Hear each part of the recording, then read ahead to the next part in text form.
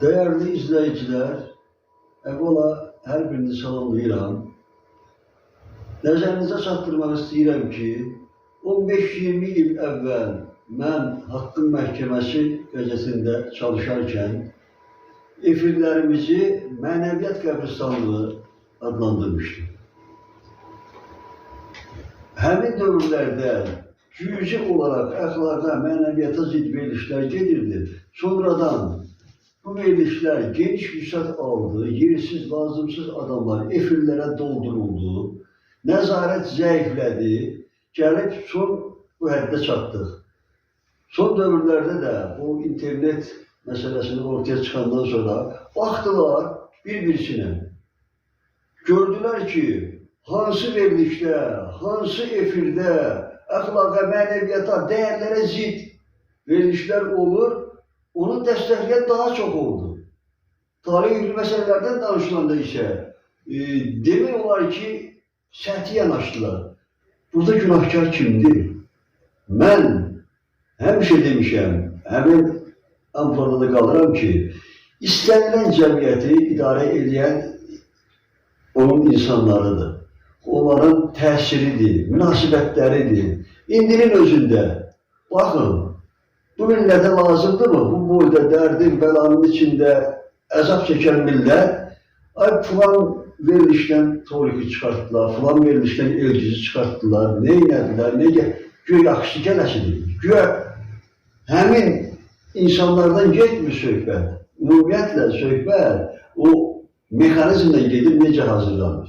Buna görə də baxırlar bir-birisinə, görürlər ki, lazımsız, əxlaqa zidd olan şeyləri daha çox bəyənmələr, ondan sonra paylaşımlar, münasibətlər olur, bir-birisinə deyirlər, qazanmaq üçün, reyting qazanmaq üçün bir yolu tuturlar. Bir daha mən qeyd edirəm ki, yəni burada günahkar, o ayrı adamları axtarmıram, cəmiyyətin, ictimaiyyətin özü burada birbaşa günahkardır. Ayrıca bizim kanal yaralandan bir neçə il ərzində pandemiyadan tutmuş, o bizim müharibə dövründə olan əsas mövzulardır, tarih məsələlərdir, insanların üzləşdiyi problemlərdir. Əsasən bu mövzularda söhbətlərimizi aparmışdıq. Bizim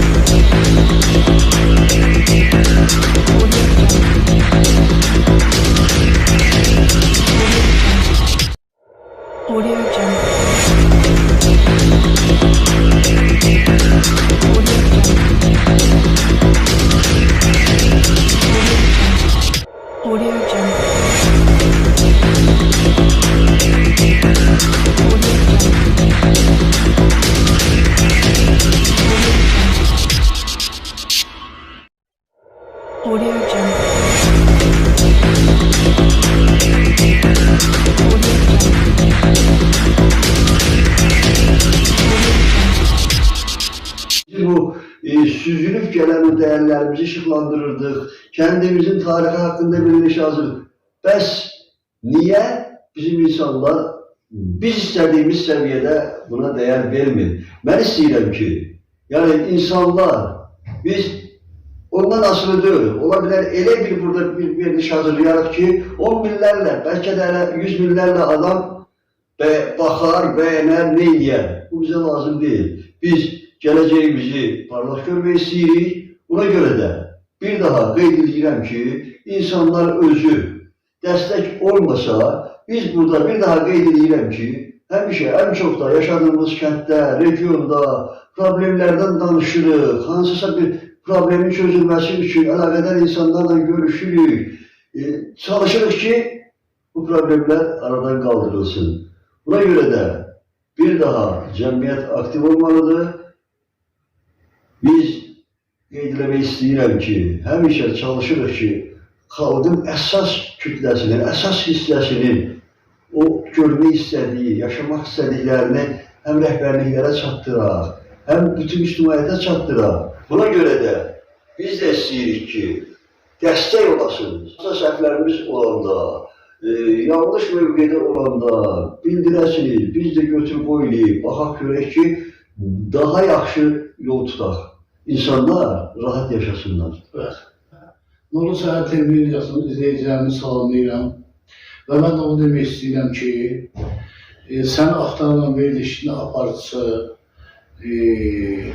Xoşqədəm Hidayət qızı verilişi apararkən, orada milli mentalitetimizə uyğun olmayan bəzi söhbətlər gedir, bunun qarşısını almalıdır. Və orada məsələn, indi o Gülxanın obrazı. O Gülxanı gətirib orada çıxardılar, o en azından məsələn bizim milli dəyərlərə ziddir. Yəni orada balaca uşaq da baxır, ağsaqqal da baxır, yeniyetmələr də baxır və s. Yəni orada elə fragmentlər gedir ki, elə danışıqlar gedir ki, yəni bu bizim əslində bizi maarifləndirməkdənsə, nə bilim bizi insanları belə düz yola çəkməkdənsə, daha çox insanların mənəvi, maddi, mənəvi ziyan vurur, Elda. Çünki bu bizim milli mentalitetimizə uyğun deyil. Belə sözlər, elə şeylər var ki, o kanalda olmamalıdır. Ancaq görürsən ki, mən deyərdim ki, bu kanalın, əslində bu kanalda bu gedən şeylərin hamısını düzün deyirlər ki, buna məhdudiyyət qoyurlar.